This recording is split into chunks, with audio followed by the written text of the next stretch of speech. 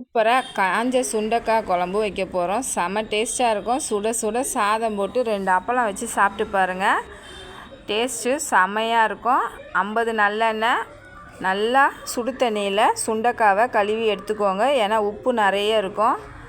சுண்டைக்காவை வறுத்து எடுத்துட்டு தாளிப்பு வடகம் சேர்த்துக்கோங்க. பச்சை மிளகாய் சேர்த்துக்கோங்க. கருவேப்பிலை 1 கைப்பிடி, பூண்டு 1 கைப்பிடி, சின்ன வெங்காயம் போட்டு வதக்கிட்டு தக்காளி ஒரு 3 தக்காளியை சேர்த்து பச்சை வாடை போனோன்னே உப்பு மிளகாத்தூள் போட்டு நல்லா மிக்ஸ் பண்ணிவிட்டு ஒரு 2 செகண்ட் விட்டுட்டு கொஞ்சமாக புளி தண்ணி ஊற்றி நல்லா தண்ணி ஊற்றி நல்லா கொதிக்க விட்டுக்கோங்க.